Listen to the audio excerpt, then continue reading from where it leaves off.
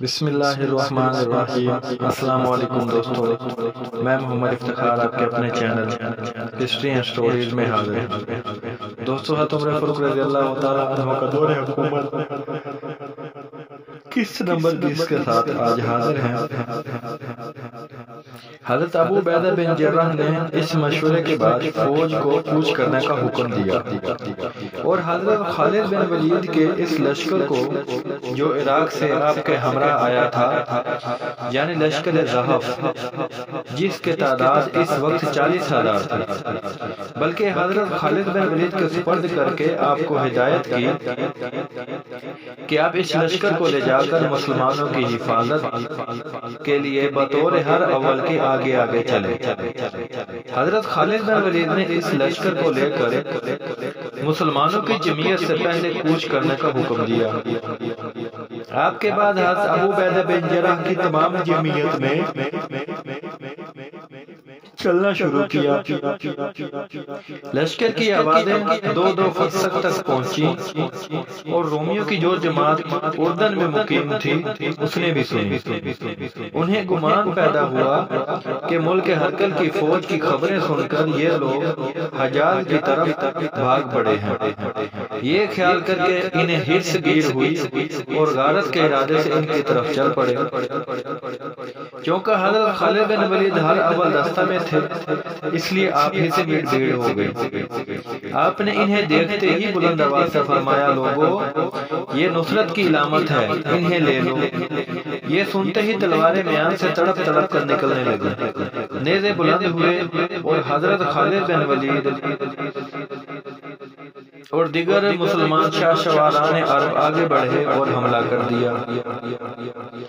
رومیوں میں اب کیا رکھا تھا جو مقابلہ کر سکتے؟ پھر یہ میدان میں کمر دکھا کر بھاگے۔ مسلمانوں نے قتل کرنا شروع کر دیا، کشتوں کے پشتے لگا دیے، بہت سے گرفتار کر لیے گئے اور جو بچے ان کا تعاقب کیا گیا، حتیٰ کہ حضرت خالد بن ولید تعاقب کرتے کرتے دریائے اردن تک بڑھتے بڑھتے چلے گئے، جس میں رومیوں کی بہت سی جماعت ڈوب کر مر گئی۔ اس معرکہ کے بعد آپ حضرت ابو عبیدہ بن جراح کے لشکر کی طرف لوٹے تاکہ اس میں شامل ہو جائیں۔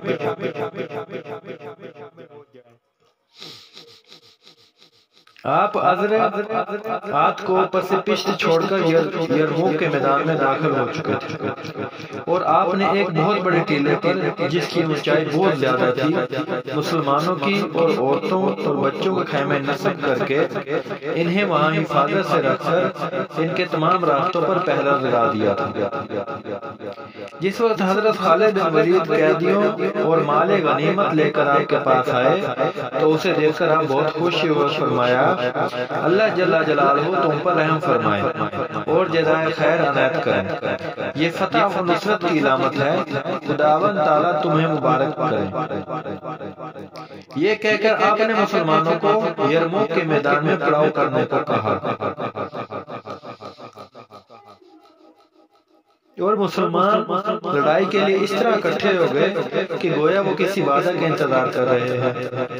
قسطنطین میں ملک ہرقل کو خبر پہنچی کہ مسلمان یرموک کے مقام پر مقیم ہیں اور ان کے مقابلہ کے لیے چند والیان ملک چل پڑے ہیں۔ یہ سن کر اس نے بہانے والی ارمن کے نام ایک خط لکھا، جس نے اس میں راستے میں زیادہ توقف کو بہان کی سستی اور اس کی ضعف رائے کو ظاہر کر کے یہ خواہش ظاہر کی تھی کہ مسلمانوں کے مقابلے میں تمہیں جلد پہنچ جانا چاہیے۔ جس وقت قاصد یہ خط لے کر بہان کے پاس پہنچا تو اس نے تمام والیان ملک اور خبر لون یعنی سرداروں کو جمع کر کے ان کے سامنے وہ خط پڑھا اور جلدی جلدی چلنے کی تاکید کر کے انہیں یہ ہدایت کی کہ جب شام کے کسی شہر میں تم گزرو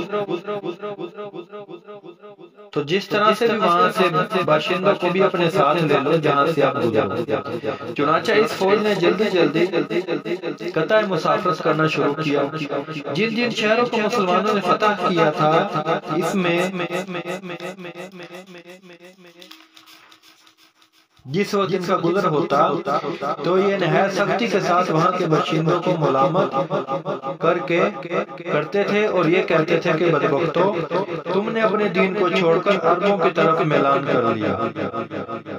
وہ ان کو جواب دیتے تھے کہ تم سے زیادہ ملامت کا مستحق ہو کہ تم ہمیں چھوڑ کر ان کے ڈر سے بھاگ گئے۔ ہم نے بھی تمہارے چلے جانے کے بعد اپنی جانوں کی حفاظت کے لیے ان سے صلح کر لی۔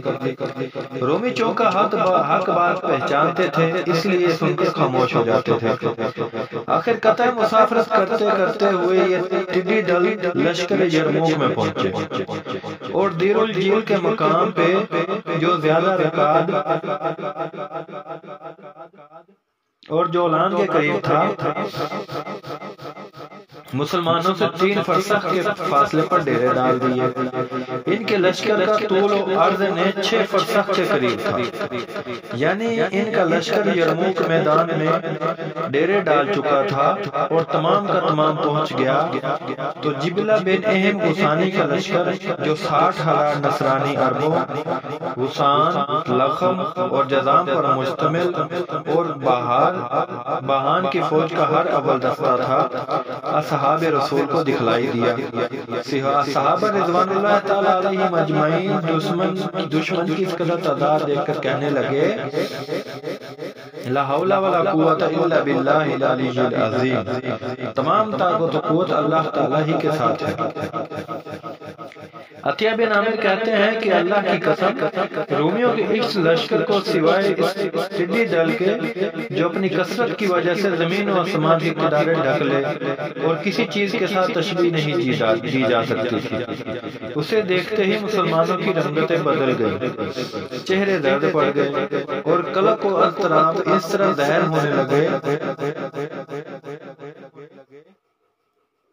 کہ ہر وقت ان کی زبان سے یہی کلمہ جاری تھا، لا حول ولا قوت الا باللہ العلی العظیم۔ حضرت ابو عبیدہ بن جراح ان کی طرف دیکھتے تھے اور دعا کرتے تھے۔ کہتے ہیں کہ مسلمانوں نے حزم و اختیار کو کام میں لیا اور حضرت ابو عبیدہ بن جراح نے جاسوسوں اور مخبروں کو حکم دیا کہ وہ دشمن کی فوج میں جا کر وہاں کے حالات معلوم کریں اور اس بات کی خبر لائیں کہ مسلمانوں کے ساتھ ان کا ارادہ کیا ہے، نیز ان کی جمعیت کتنی ہے اور سامان حرب کیسا ہے۔ چنانچہ یہ ایک دن رات غائب رہے اور اس کے بعد ان کے لاؤ لشکر، اسلحہ، گھوڑے اور مال و اسباب کی آ کر اطلاع دی۔ آپ نے یہ سن کر فرمایا مجھے اللہ تعالیٰ جل جلالہ کی ذات پاک سے کامل امید ہے کہ وہ ان کے اس ساز و سامان کو ہمارے لیے مال غنیمت کر دیں گے۔ راوی کا بیان ہے کہ جس وقت باہان مسلمان کے مقابلے پر نہر یرموک، بلند رکاد، عرض جولان اور بلد سواد پر آ کر پڑا تو کچھ دنوں تک لڑنے اور مقابلے کرنے سے رکا رہا۔ واقدی رحمت اللہ علیہ کہتے ہیں کہ اس کی تاخیر کا سبب یہ تھا کہ ہرقل نے اس کے پاس ایک ایلچی بھیج کر یہ ہدایت کر دی تھی کہ تم جنگ سے پہلے کسی قاصد کو ان کے پاس بھیج کر ہماری طرف سے یہ وعدہ کر لو کہ ہر سال تمہارے پاس ایک مقررہ رقم پہنچتی رہے گی اور ساتھ ہی تمہارے امیر المومنین عمر بن خطاب اور دیگر رؤساء کے لیے تحائف اور ہدیہ ہوا کریں گے۔ نیز تمہارے ممالک محروسہ میں جابیہ سے حجاز تک ملک شامل ہوگا۔ بہان ملک ہرقل کے یہ پیغام سن کر کہنے لگا افسوس، عرب اور ہم کو اس کام کے لیے طلب کریں گے اور اگر وہ اس کو ہمیشہ کے لیے قبول کر لے۔ جرجیر جو اس لشکر کے سرداروں میں سے ایک سردار تھا کہنے لگا کہ بادشاہ کے پیغام پہنچانے میں تیرا کیا حرج ہے اور کون سی مشقت؟ بہان نے کہا کہ ان کے پاس تو ہی چلا جا اور ان سے عقل مند آدمی کو بلا کر جو کچھ سنا ہے بیان کر دے اور اپنی طرف سے حاصل مقدور کوشش کرنا۔ دوستو اس میں جو فرسنگ کا لفظ استعمال ہوا ہے اس کا مطلب ہوتا ہے ایک فرسنگ یعنی 3 میل۔ کہتے ہیں کہ جرجیر نے ریشمی کپڑے پہنے ہوئے تھے اور ایک سرپن جس میں ہم رکھے ہوئے تھے جس میں بہت سارے جوہر ٹکے ہوئے تھے، سر سے باندھا، اور ایک عمدہ تاتاری گھوڑے پر جس کے اوپر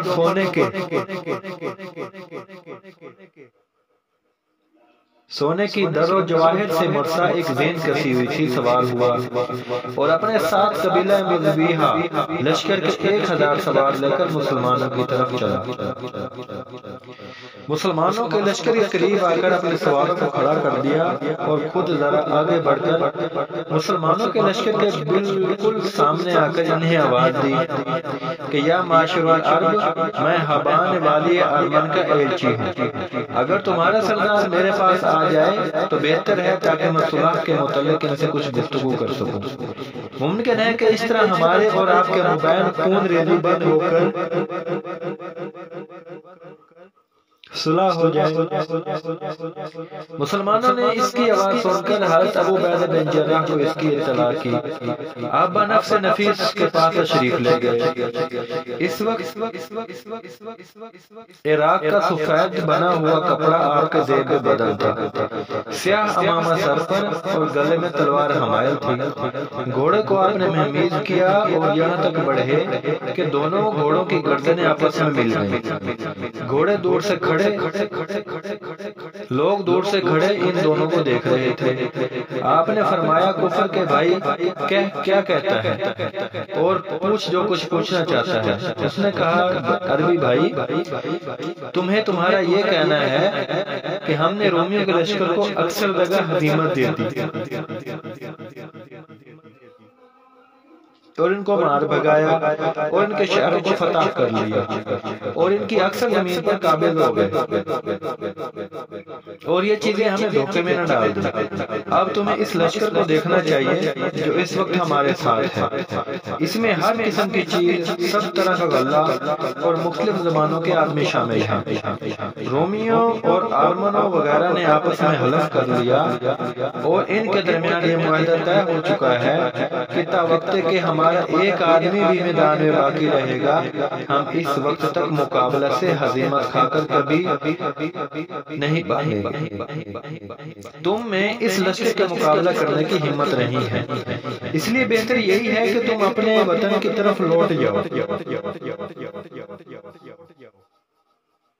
اور جو کچھ ملک ہرقل کے شہروں سے فتح کر چکے ہو، خیر انہیں اپنے قبضے میں رکھو، کیونکہ بادشاہ ہرقل یہ نہیں چاہتا کہ تمہارے ساتھ جو کچھ اس نے احسان کیا ہے اسے واپس لے لے، بلکہ وہ یہی چاہتا ہے کہ تم نے 3 سال کی مدت میں جس قدر ممالک فتح کر لیے ہیں انہیں وہ تمہیں ہی دے رہا ہے۔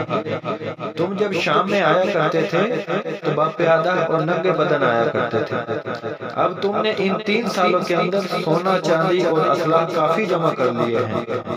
میں جو کچھ تم سے کہتا ہوں اسے منظور کر لو، ورنہ یاد رکھو ہلاک ہو جاؤ گے۔ آپ نے فرمایا تو نے جو کہنا تھا کہہ چکا یا کچھ ابھی باقی ہے؟ اس نے کہا میں آپ کے جواب کا منتظر ہوں۔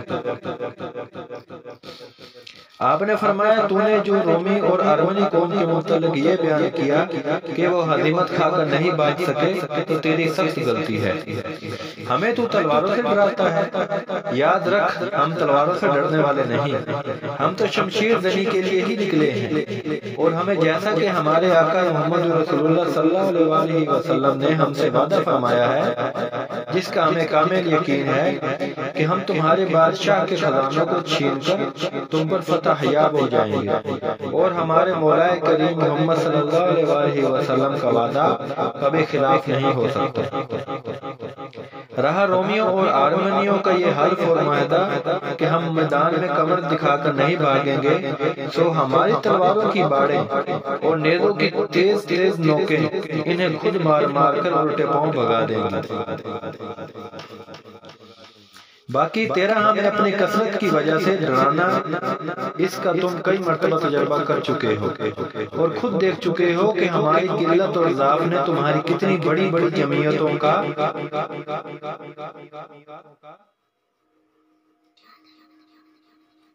باوجود اس کے کہ ان کی تعداد کثرت سے تھی اور اسلحے بھی وہ ہم سے زیادہ تھے، پھر بھی ہم نے الحمدللہ اللہ کے حکم سے ان کو ہرایا اور ان کو شکست دے کر بھگایا۔ ہمیں سب سے زیادہ عزیز وہی دن ہوگا جس روز میدان حرب و ضرب میں دونوں لشکر بالمقابل ہوں گے، اور یہ دیکھ لیا جائے گا کہ میدان کاردار میں کون ثابت قدم ہے اور کس فریق کی خواہش اور تمنا قتال ہے اور کس کی بھاگنا۔ جرجیر آپ کا یہ کلام سن کر اپنے ایک ساتھی کی طرف جس کا نام اہل تھا مخاطب ہو کر کہنے لگا، بہیر ملک ہر کر اس عرب قوم کے متعلق ہم سے زیادہ معلومات رکھتا ہے۔ یہ کہہ کر اس نے اپنے گھوڑے کی بھاگ پھیری اور بہان کے پاس پہنچ کر آپ کی تمام گفتگو سے آگاہ کر دیا۔ بہان نے کہا، تو نے انہیں مصالحت کی دعوت نہیں دی؟ اس نے کہا، مسیح کی قسم، صلح کے متعلق میں نے اس سے کچھ سلسلہ کلام شروع نہیں کیا۔ عرب چوکا عربوں سے زیادہ رغبت رکھتے ہیں، اس لیے زیادہ مناسب یہ ہے کہ تو نصرانی عربوں کو اس غرض کے لیے ان کے پاس روانہ کر دے۔ کہتے ہیں کہ اسی وقت اس نے جبلہ بن اہم غسانی کو بلا کر یہ ہدایت کی کہ جبلہ، تو ابھی اس قوم کے پاس جا کر اسے اپنی کثرت تعداد سے ڈرا اور ان کے دلوں میں رعب ڈال، اور اپنے مکر و فریب کے جال میں اس طرح جیسے تجھ سے ہو سکے اپنے مکر و فریب کے جال میں پھنسا لے۔ جبلہ یہ سن کر مسلمانوں کے لشکر میں آیا اور آواز دی کہ معاشر العرب، تم میں سے کون شخص عمر بن عامر کی اولاد سے میرے پاس آئے تاکہ میں اس کے ساتھ کچھ گفتگو کر سکوں۔ حضرت ابو عبیدہ بن جراح نے اس کی آواز سن کے مسلمانوں سے مخاطب ہو کر فرمایا، رومیوں نے اب تمہارے اپنائے جنس کو روانہ کیا ہے تاکہ صلح رحم اور قرابت کی آڑ میں تمہارے ساتھ کوئی مکر و فریب کر سکے۔ تمہیں انصار میں سے کسی شخص کی جو عمر بن عامر انصاری کی اولاد میں سے ہو اس کے پاس روانہ کر دینا چاہیے، قبل اس کے کہ انصار میں سے کوئی شخص منتخب کیا جائے۔ حضرت عبادہ بن سامت خزرجی جلدی اٹھے اور آپ سے عرض کر کے کہنے لگے، یا امیر، اس کے پاس میں جاؤں گا اور جو کچھ وہ کہے گا اس کا جواب اسے میں دوں گا۔ یہ کہہ کر یہ اپنے گھوڑے پر سوار ہوئے اور جبلہ بن اہم کے پاس جا کر کھڑے ہو گئے۔ جبلہ ایک ایسے شخص کو جس کا ڈیل ڈول نہایت بلند اور جس کا رنگ گہرا گندم ہو، گویا کہ کوئی شخص جبلہ شنوف کا ہے، دیکھ کر بہت سٹ پٹایا اور اس کی بلندی قامت سے اس کے دل میں رعب پڑ گیا۔ کہنے لگا، نوجوان، تم کن لوگوں میں سے ہو؟ آپ نے فرمایا، میں اس قوم کا ہوں جس کا تو نے طلب کیا ہے، یعنی میں عمر بن عامر کی اولاد سے ہوں۔ اس نے کہا، مبارک ہو، مگر یہ تو بتلاؤ کس قبیلہ سے تعلق رکھتے ہو؟ آپ نے فرمایا، خجرج سے۔ میں عبادہ بن سامت رسول اللہ صلی اللہ علیہ وسلم کا صحابی ہوں، تجھے جو سوال کرنا ہے وہ کر لے۔ اس نے کہا، یا ابن عم، چچا کے بیٹے، مجھے معلوم ہے کہ تمہاری جماعت کے اکثر آدمی میری قرابت دار ہیں، اس لیے میں محض انہیں کچھ مشورے دینے اور چند نصیحتیں کرنے آیا ہوں۔ یاد رکھو، جو لشکر تمہارے سامنے ہے اس کا مقابلہ تم کسی طرح نہیں کر سکتے، اس کی کمک کے لیے اور بہت سا لشکر قریب ہی پڑا ہوا ہے۔ یہ نہ سمجھو کہ ہم نے یکے بعد دیگرے ان کے بہت سے لشکروں کو کاٹ کر پھینک دیا ہے، کیونکہ لڑائی دراصل ایک چلتا پھرتا سایہ ادھر ادھر گھومنے والا ڈول ہے جو کسی طرف یقینی نہیں کہ ادھر ہی ٹھہرے گا۔ اگر یہ قوم تم پر غالب آ گئی اور تمہیں اس نے ہزیمت دے دی تو سوائے موت کے پھر تمہارا ٹھکانہ نہیں ہے، لیکن اگر اس قوم کو شکست ہو گئی اور یہی قوم میدان سے کمر دکھا کر بھاگ پڑی تو یہاں ان کی فوجیں، ان کے شہر، قلعے اور خزانے موجود ہیں۔ تمہیں جو کچھ یہاں سے اب مل چکا ہے اور جتنا کچھ حاصل کر چکے ہو، اتنے ہی غنیمت سمجھ کر چپکے چپکے اپنے شہر کی طرف لوٹ جاؤ۔ یہ مسلمان عربوں میں سے ہی تھا جو مسلمانوں کو دھمکی دینے آیا اور ان سے ڈرانے آیا تھا۔ آپ نے فرمایا کہ ابھی اور کہنا ہے یا کہہ چکے؟ اس نے کہا، اب جو کچھ تمہارے دل میں ہے تم کہہ لو۔ آپ نے فرمایا جبلا کیا تجھے معلوم نہیں کہ ہم اجنا دین وغیرہ میں تمہاری جماعتوں کو کس طرح گندہ کر کے رکھ دیا، اور باری تعالیٰ جل جلالہ نے ہمیں ان نافرمانوں کے اوپر کس طرح فتح بخشی، ہمیں تمہارا زور و بازو معلوم ہو گیا ہے، اس لیے تمہاری باقی مادہ جماعتوں کا معاملہ اب ہم پر بالکل آسان ہے۔ ہم اس بات سے خوف نہیں کرتے کہ تمہاری فوجیں ہمارے سامنے ہیں، ہمارے مقابلے میں جو کچھ بھی آ جاتا ہے ہم اس سے کبھی نہیں گھبراتے، ہم دین کی مدد کے لیے ہر وقت لڑتے ہیں اور جب تک دم ہے لڑتے رہیں گے۔ دوستو 19 نمبر قسط کا یہی اینڈ ہوتا ہے، انشاءاللہ بفضل خدا 20 نمبر قسط کے ساتھ بہت جلد حاضر ہوں گے۔ دوستو ویڈیو ضرور دیکھیں، کمنٹ باکس میں کمنٹ ضرور کریں، ویڈیو آپ کو کیسی لگی پلیز ضرور بتائیں۔ انشاءاللہ 21 نمبر قسط کے ساتھ جلد حاضر ہوں گے۔ شکریہ۔